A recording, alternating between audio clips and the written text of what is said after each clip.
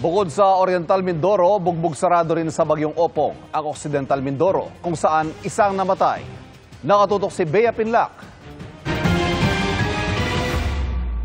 Nagmistulang dagat ang kalsadang ito sa San Jose Occidental Mindoro dahil sa bahang dulot ng pananalasa ng Bagyong Opong.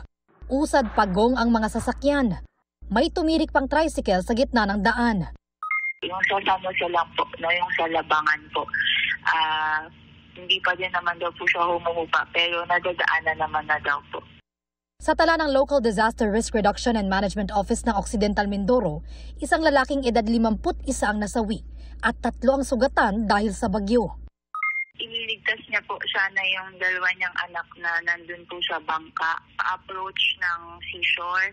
Nga lang po ay sa lakas po ng alon, yun po yung nag-cause ng drowning niya po. Sa Sablayan, nailigtas ng mga otoridad ang 5 crew ng isang bangkang inanod ng malakas na alon at hangin noong Biyernes ng hapon. Ayon sa Philippine Coast Guard, lumangoy ang 5 crew patungo sa Pandan Island sa kasagsagan ng bagyo. Ligtas din ang mga sakay ng fishing vessel na sumadsad naman malapit sa baybayin ng Paluan. Ayon sa PCG, hindi ito nagdulot ng oil spill sa dagat. Mahigit 5,000 pamilya o halos 18,000 individual ang apektado ng Bagyong Opong sa Occidental Mindoro. Di bababa sa 50 milyong piso ang pinsala sa agrikultura ng probinsya. Sa Oriental Mindoro naman, napinsala ng bagyo ang isang high school sa bayan ng Bungabong.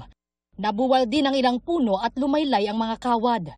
Lagpas 50,000 pamilya na o mahigit 160,000 individual ang nasalanta ng Bagyong Opong sa probinsya. Umakyat na sa 4 na po ang sugatan. Hinahanap pa rin ang 2 nawawalang mangingisda sa bayan ng Mansalay.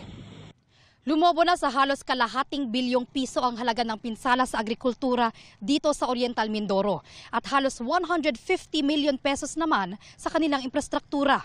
Para sa GMA Integrated News, Bea Pinlac, nakatutok 24 oras. Siyam ang naitalang nasawi sa Masbate matapos ng pananalasa ng Bagyong Opong. Libo-libong individual at mga bahay naman ang damay rito. Nakatutok si JP Soriano.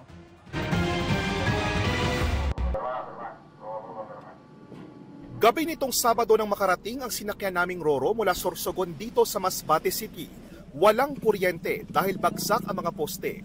2 beses naglandfall sa probinsya ang Bagyong Opong. Pagsikat ng araw kanina, 3 araw matapos manalasa ang bagyo, tumambad ang sitwasyon sa probinsya. Mga bubong na tinangay o kaya'y mga bahay na binagsakan ng puno. Ang bahay ng magkapatid na Ching at Errol sa barangay Bagong Bayan, winasak matapos mabagsakan ng punong nahati sa gitna. Malakas kasi yung hangin. Hindi namin kung saan kami mapupunta. Sa sobrang lakas. Mabuti na lang pag yung puno, dito kami nakatago. Pati yung kusina namin dito, giniba talaga. Hindi ko alam kung paano kami mag-umpisa. Sir, Pangulong Marcos, may kami tulong sa inyo. Talaga matanggap, sir, ang mangyari. Kami, Presidente, kami tulong sa iyo. Makikita mo naman ang sitwasyon namin. Kabilang ang magkapatid sa nasa 2,000 pamilyang inabutan ng GMA Kapuso Foundation ng pagkain, tubig at ibang pangangailangan. Tanaw rin mula sa Himpapawid ang pinsalang iniwan ng Bagyong Opong sa Masbate. Sa Masbate City nabuwal ang mga naglalakihang poste. May bahay na literal na natangay ng hangin at nahulog sa bangin o tuluyang bumagsak sa tubig. Nasira din ang mga pilapil na tanging daanan papunta sa kanilang mga bahay. Akala ko last day na namin. Nung super lakas ng hangin. Sa kalsada nananatili ang mga nawalan ng bahay. Sabi ng mga taga-Masbate, ito na marahil ang katumbas ng Bagyong Yolanda sa kanila.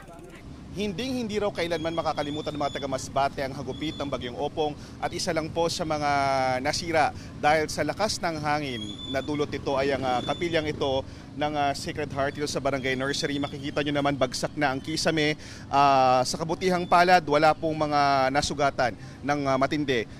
Ayon sa Office of Civil Defense, siyam ang nasawi sa Masbate dahil sa bagyong Opong, kabilang ang isang lalaking 16 anyos. Ang kanilang tinutuluyan nabagsakan kasi ng gumuhong pader ng kapitbahay.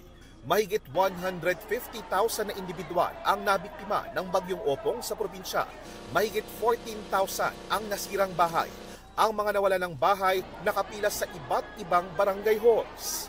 Narito po sila ngayon at nagpapalista para mabigay yung kanilang address, yung kanilang proof ng kanilang tirahan para sila po ay mabigyan ng tulong ng pamahalaan para maayos po ang kanilang bahay. Makikita nyo, purok by purok, ganito po karami yung mga kababayan nating nawala ng tirahan dito sa Masbate.